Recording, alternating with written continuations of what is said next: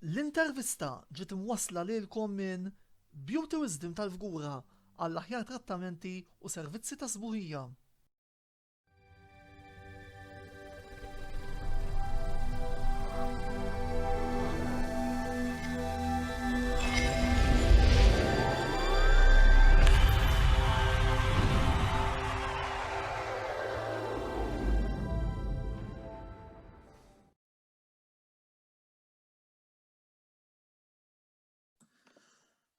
Antonello Bella jisellmilkom u jilqakom għat-tieni programm mis-sensiela l-intervista.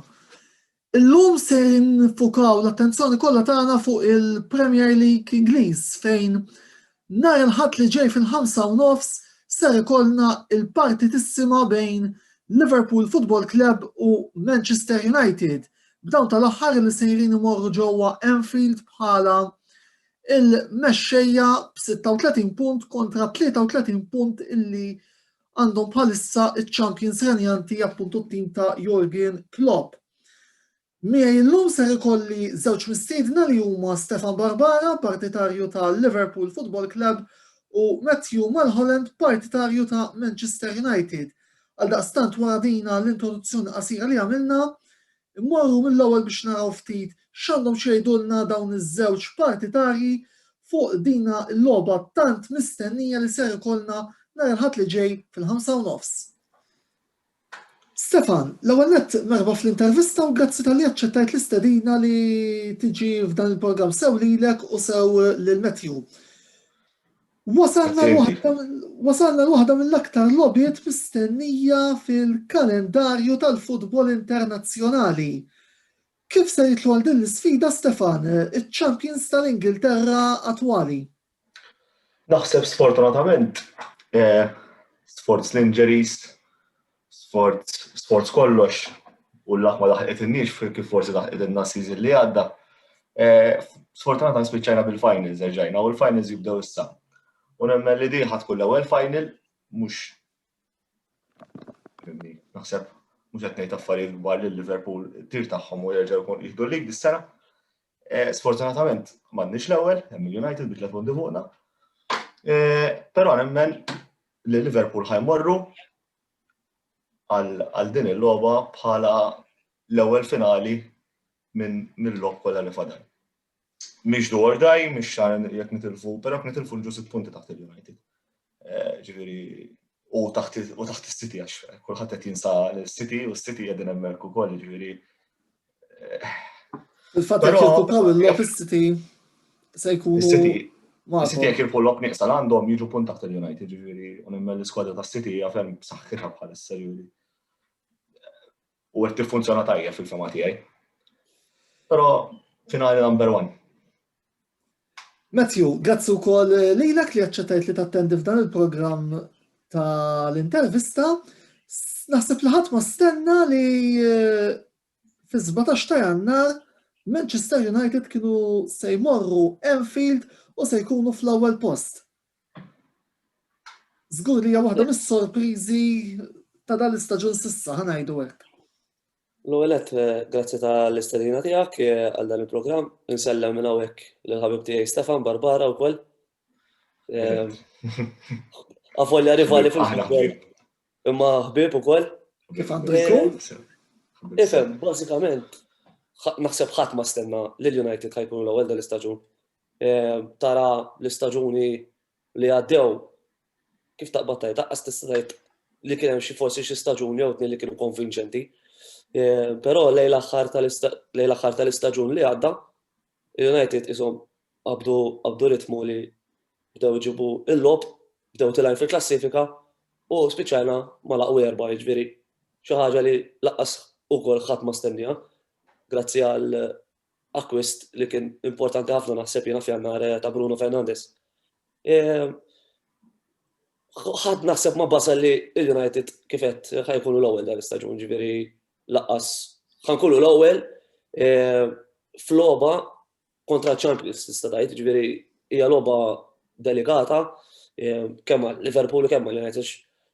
Jekk il-United ikunu jkollhom 10 staġuni ħżiena jkunu lejn l-aħħar, jew il-Liverpool ikollhom 10 staġuni ħżiena jkunu lejn l-aħħar, logħba United Liverpool dejjem ma tafx fejn ħatmu, laqqas jekk ikun l-aqwa tim.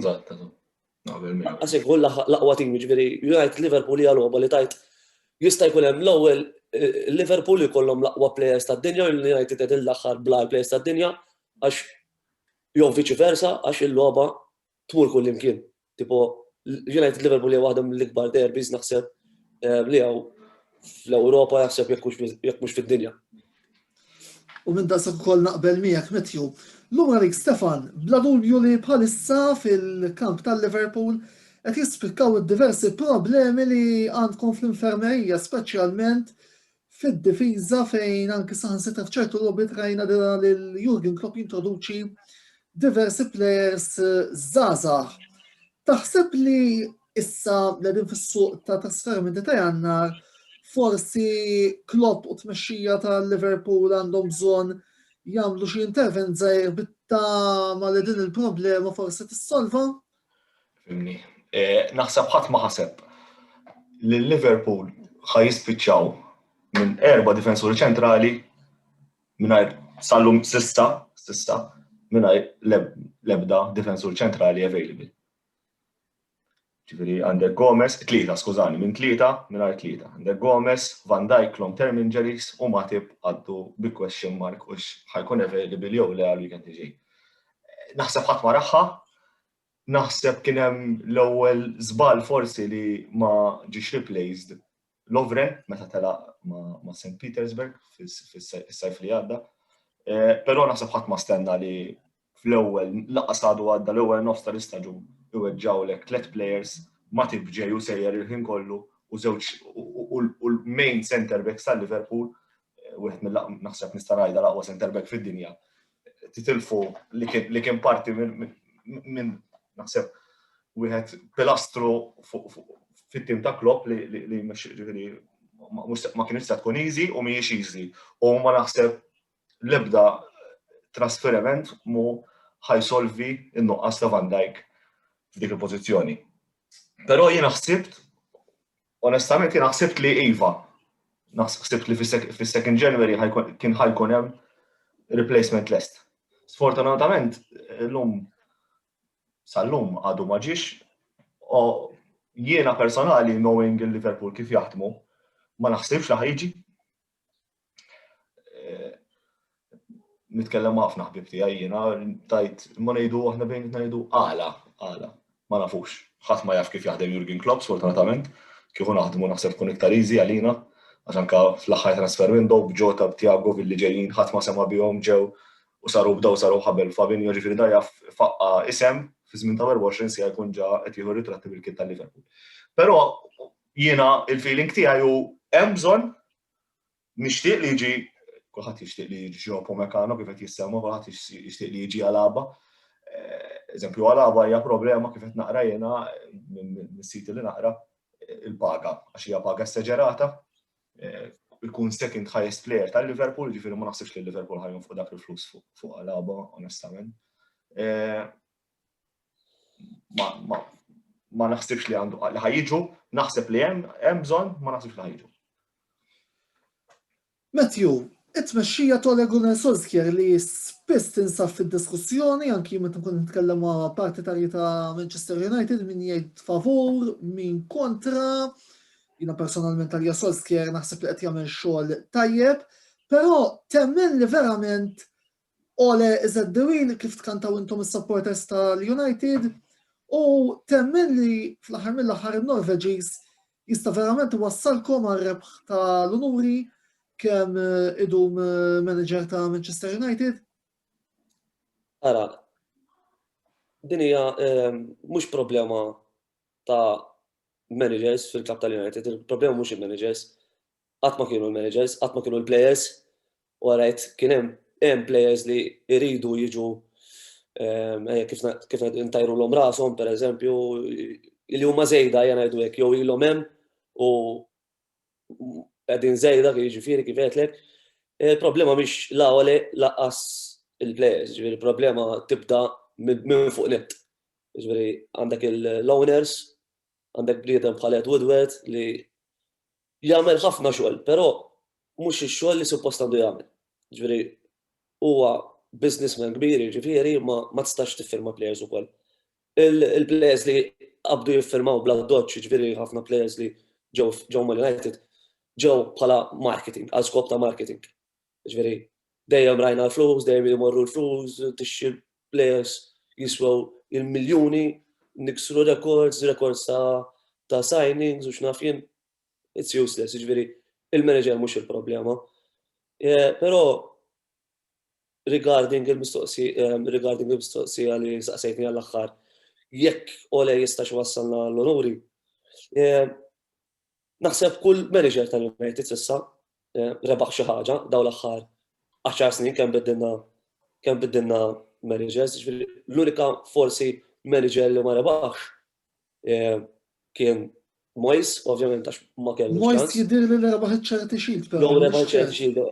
Ħanajdu hekk, still Moyes ma kellux ċans. Ngħidu hekk.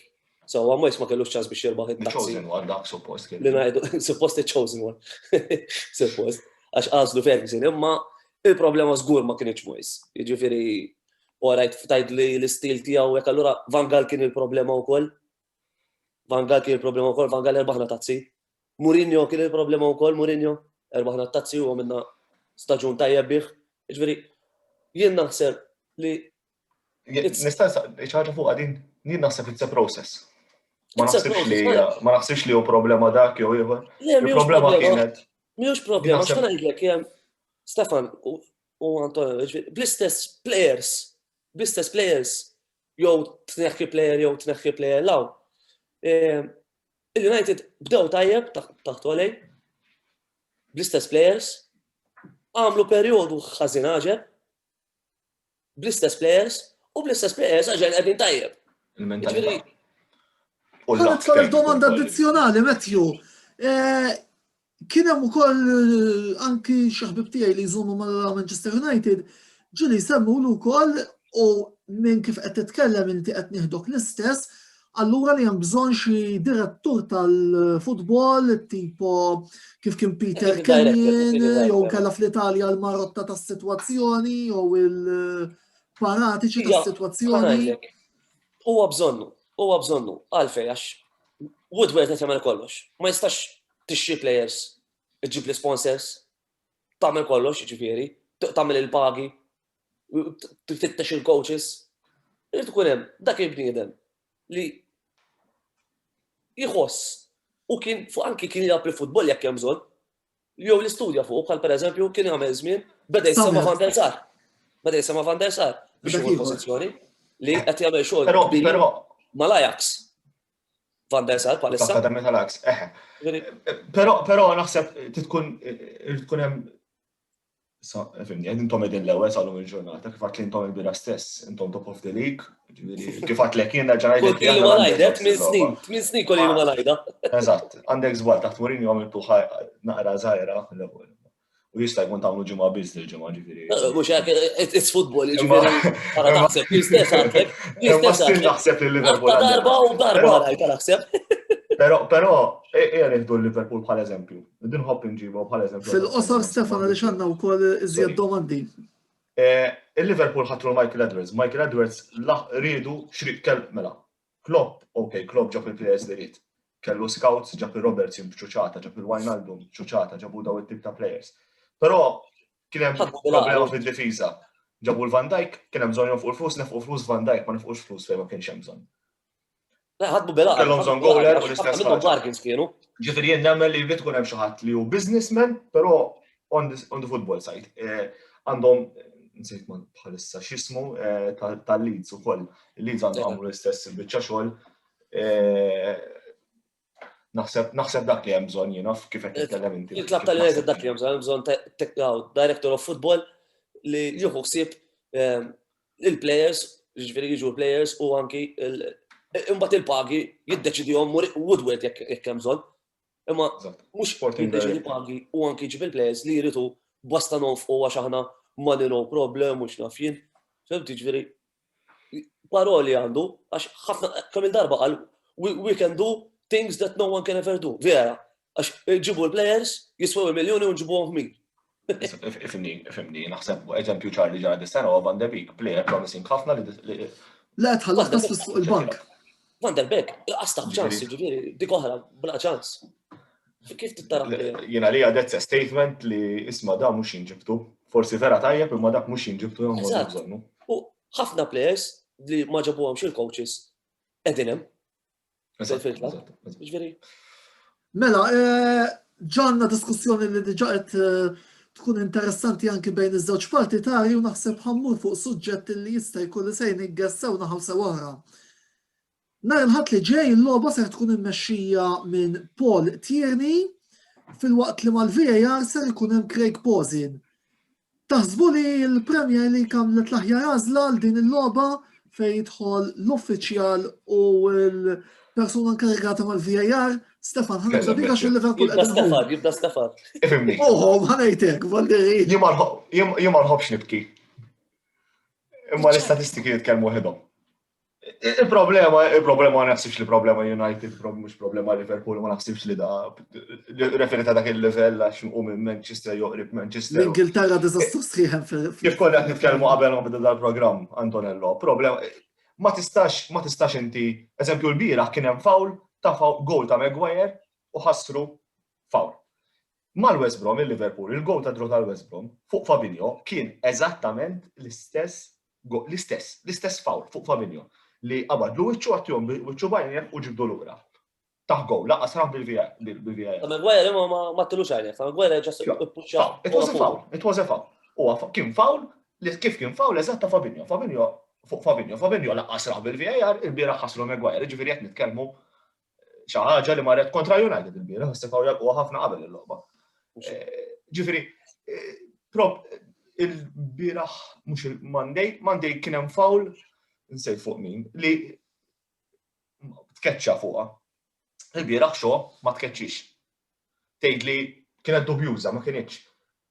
Jien sa fejn naf jiena m'iniex espert fuq il-VAR.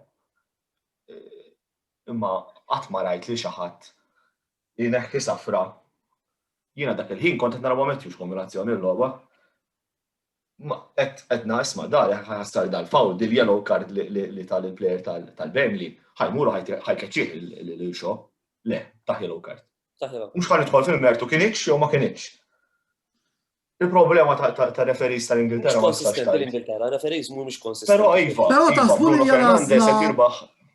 Intażel l-aħjar referee, però taħsbu li intażel l-aħjar uffiċjal, l-aħjar referee u l-aħjar persuna għal-VAR għal-moment storiku li s-sassir din il-logħba? Le, intażel l-aħjar persuna s'issa mill-statistiċi biex Bruno Fernandes jibqa' jitiela fil-klassifika jista' jagħmel +1/+2. Għalma kien jagħmel Salah. U forsi wkoll ma tafx kif tiġu +6 imma għalhekk naħseb għax bħalissa tiffavorixxihom ħafna, ma nistgħux ngħidu li dew. Matthew, ħames ma ħara tiegħek għax smajt ħafna ma' Stefan. Ħajkollok penalti su. Jekk tkun fastu ma tkunx taħħaq mal-pejja ħatwaqqgħu. Fehmt jiġifieri. Jiġifieri favur l-għażla li hemm. Ara, jiena differenza ma tagħmilx għax meta kien hemm favur il-United ovvjament u ma kienux, ma kienux. U saru xorta, ġifieri ingħataw xorta kien hemm. Imma kien hemm ukoll episodji li ħadd ma jsemmihom fejn ikun hemm foul jew isir goal u ma jsirx ma jissaffax il-foul favur il-United. Ġifieri din hija kwistjoni ta' kull sena. Kull sena favur il-United, il-referees kull sena l-FA kontra l-Liverpool. Tgħidu l-VAR tal-Liverpool issa s-sena l-oħra. Nibqgħu sejrin hekk. Dik vera, smajta wkoll. Warax kif saret United dejjem. Qatt ma smajta? Li l-VAR għal-Liverpool għamluha. Però Matthew ta' botta fuq Salah, hello, well tajjeb li ngħidu. Eżatt, għax Salah kien jinkoll jaqa' għall-penalties u kien kulħadd jgħid li jrid, kulħadd Nesa Salah jitkellem ħafna fuq penalties. Tant kemmu tajjeb Salah u ħanitkellem fuq kif tkellem fuq Van Dijk l-ewwel. Salah huwa plejer li jagħmellek 90 minuta kwiet jiġi ballum saqal u jagħmlulek. Jien nemmen li Salah ftita u plejers fid-dinja bħalu. Mela, bħalissa attwalment qed nitkellem. Matthew, domanda oħra lik din id-darba, plejer li żgħu mhux forsi fuq il-kart għandu jkun l-iktar plejer fundamentali għal fortuni ta' Manchester United. Qed nirreferi għal Paul Pogba li l-bieraħ ukoll skurja l-gowl. Qed ngħid il-bieraħ għaliex dan il-programm appuntu ġie rikordjat l-erba' il-ġurnata ta' qabel ma eventwalment ser joħroġ fuq l-istazzjonijiet uffiċjali tagħna ta' YouTube ta' Antonella Sports Blog. Pogba li konna qegħdin ngħidu skurja l-gowl tar-rebħa kontra Burnley. Kemm importanti u kemm taħseb li il-midfielder Franċiż jista' jħalli impatt f'logħbiet importanti bħalma hija dik ta' nhar il-ħadd li ġej, Matthew? Ara, Pogba ġimana wara li ġimana jiġifieri mal Juventus kien tajjeb, Pogba għandu dik il-ħabta li jisu ma jkunx dejjem in forma. Tila u nieżel, jiġifieri daqqa jkollu high performances, daqqa jkollu low performances, jiġifieri naħseb hawnhekk Solskjaer meta dal-aħħar ftit xhur anki avolja kellu injury wkoll Pogba, avolja dal-aħħar xorta dal-aħħar ftit xhur jew l-aħħar ftit ġimgħatejn ngħidu hekk lil Pogba beda jħallih bil-qiegħda, naħseb swietlu ħafna għalfejn kull darba li tidħol issa qed tkun tajjeb ħafna. Naraw il-logħba tal-bieraħ, Pogba l-bieraħ mexxa logħba, il-ġimgħat l-oħra l-istess, jiġifieri mhux mas-City jagħmel logħba wkoll tajba. Jiġifieri jien naħseb li Pogba huwa bżonn jus dejjem. Però jiena naħseb li Pogba huwa player moody ngħidu aħna. Jekk ma jkollux dawk il-players li jkun jista' jaħdem magħhom, ma jkunx il-Pogba li aħna konna nafuh mal-Juventus jew inkella ma' Franza. Jiġifieri Pogba naħseb li jekk ikollu il-players ideali imdawri miegħu meta jkun hemm il-formation propja, ngħidu aħna li ovvjament formation propja kważi qatt ma jista' jkollok għax bej injuries, bej sospensjonijiet. U issa bil-Covid, jiġifieri qatt ma jista' jkollok tim dejjem full, ħalli li aħna dis-sena s'issa touch wood l-injuries ma tantx kiddewna bħalma kiddew lil sħabna tal-Liverpool, jiġifieri. Tammettu mela, għax kien hemm min qalu kolli aħna m'għandniex injuries da kollox reġġana. Mhux għax m'għandkomx injuries, qed ninsew player, qed ninsew il-ġota wkoll, Eżatt, li fil-bidu tal-istaġun kien fundamentali ħafna għax beta wkoll. Kulħadd ikollu injury imma dak il-tim jismu Liverpool FC, Manchester United FC. Issa iluk li tajt għax inżilna bl-under 23 jew inżilna bl-under 18. Għax it-tim jismu Liverpool FC. United FC. Naqbel 100%. Ġifieri jiena xorta nibqa' ngħid li Pogba wieħed mill-iktar players importanti għat-tim tal-United. Hemm ħafna nies li huma kontrih u hemm ħafna nies li huma favoriti, jiġifieri da sfortunatament il-player li hu ma jistax joġob lil kulħadd. Jiġifieri da bħal meta għandek l-Ibrahimovic, ħan nsemmi player l-Italja Ibrahimovic. Hemm min iħobbu u min ma jħobbux. Jiġifieri jew insemmu coach, Mourinho. Antonello x'jaħseb. X'inhu? Antonello x'jaħseb fuq dik Ibrahimovic. Efibni ma nixtieqx immur barra mis-suġġett. Mis-suġġett. Mourinho wkoll, għax semmejtu wkoll. Bil-każ fuq dawk iż-żewġ karattri nitkellmu wara l-programm ħalli kemm jista' jkun inżommu mas-suġġett. Dawgħal fuq Stef. Eżatt. Ma jimpurtax. Stefan, min taħseb li se jkun il-plejer deċisiv għat-tim tiegħek nhar il-ħadd li ġej? Jekk jilgħabx Matip jew le nemmen jienu. Nemmen li dik iddur ma kollox. Jekk Joel Matip mhux se jilgħab jew le, jekk Joel Matip jilgħab nemmen li Liverpool ħajkunu tajjeb. Però mhux se jkunu tajjeb ta' imma li jkollok Fabinho Matip fuq wara għandek l-Trent jista' jaħdem iktar liberu, għandek il-midfield ikollok x'naħseb jiena li jiġri jkun hemm Thiago, Henderson u Wijnaldum, ġifieri naħseb li Matip fuq wara nkunu nistgħu nkunu ħafna aħjar milli jekk ma jilgħabx Matip. Players oħra mbagħad għandek Thiago jekk ikun fil-forma Thiago naħseb ma tantx hemm midfielders bħalu f'Ingilterra nemmen. L-aħħar domanda, u naħseb li domanda kemm xejn ovvja, nixtieq naqa' l-previżjoni sew minant Stefan kif ukoll minant Matthew fuq din il-logħba. Ħanibda minn Matthew din darba. Tajjeb. Mela, jiena milli qed nisma' u milli nixba nisma' minant Stefan u anki issa semmija ħafna drabi għax ftit players hawn bħalu fl-Ewropa u fl-Ingilterra, ftit plejers hemm bħalhom. Jiena naħseb Kissemmi li plejer aħjar minn Tiago fl-Ewropa fil-midfield. hemm Thiago, hemm Salah, jiġifieri daw il-plejers l-aqwa plejers kollha huma tal-Liverpool fl-Ingilterra, jiġifieri l-aqwa plejers. Naħseb għandek żball meċċek jiena. Jien ma nafx kif mhux qegħdin l-ewwel, jiġifieri raġgħu tis-sena s'issa. Fimni, jekk taħseb li Greenwood aħjar minn Salah, fil-każ forsi għal Joshua Lukanda l-Iceland aħjar Jiena Greenwood. fl-ebda ħin wieħed L-lob tal-futbol naħseb Salah aħjar. Jien fl-ebda ħin wieħed ngħid li hemm plejer aħjar minnhom. Jien qed ngħid li inti qed tgħid li huma l-aqwa plejers. Ma intix qed tistenna x'inhu huma l-provviżjoni tiegħek fuq Jien nixtieq li nirbaħ, ovvjament. Għal kulħadd. Ta' darbi ħadd ma jixtieq jitlef. Ma Eżatt. ħsibx li la Stefan ma jixtieq jitlef, u laqqas jien ma jixtieq jitlef. Ovvjament it-tnejn ħanajdu li ħanerbħu għax kulħadd jixtieq li jerbaħ. Però jekk irid ikun realistiku, jien naħseb li l-logħba bħal tal-irħadd ħatkun tajt ħafna, ħatkun close ħafna, jiġifieri jekk mbagħad għandu jsir jekk issir goleada mill-naħa waħda, jiġifieri ħassir min-naħa tal-Liverpool għax huma literalment fast ħafna, jiġifieri unstoppable, u mbagħad għandek il-Thiago għadu kif semmih, jiġifieri qiegħed fil-forma ngħidu kollox, però jien naħseb li l-logħba ħatkun draw jiena. Nixtieq nirbaħ u ma jien naħseb il-logħba tispiċċa fil-logħba ta' draw. Stefan. Nixtieq li hawn in-nies li kienu magħna l-bieraħ jaraw il-logħba Liverpool, United Burnley il-bieraħ. Għax Matthew hija totalment bil-kontra. Matthew l-bieraħ beda jgħid li kważi ħajimlewna. U beda jgħidli li jiena l-gowler qed nilqa' ħafna.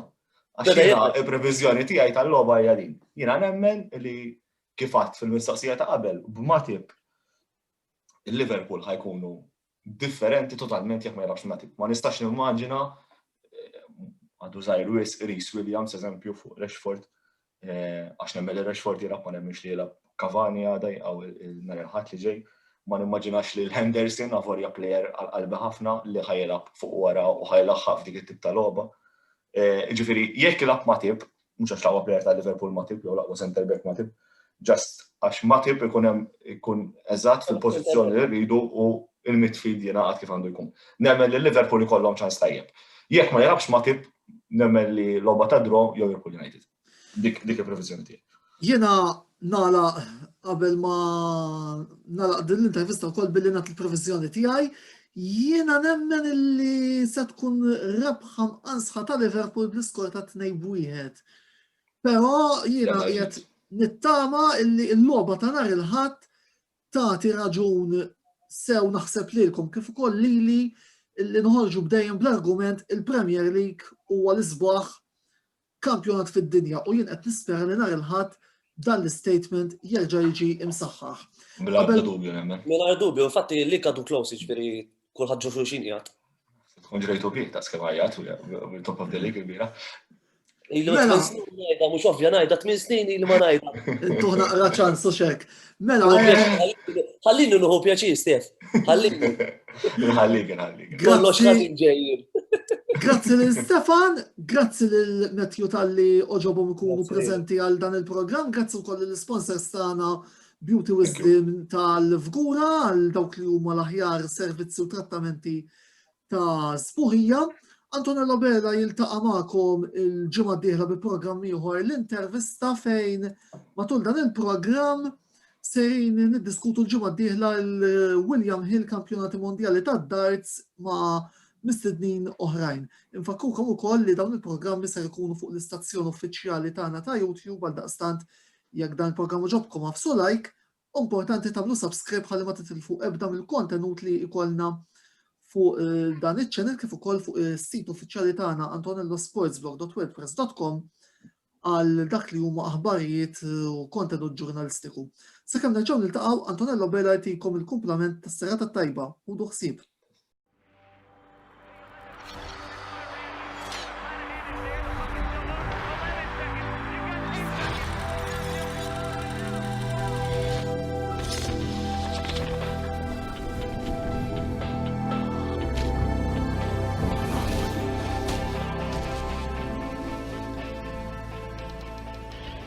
Dan il-programm għadu kemm ġie mwassal lilkom minn Beauty Wisdom tal-Vgura għall aħjar trattamenti u servizzi ta' sbuħija.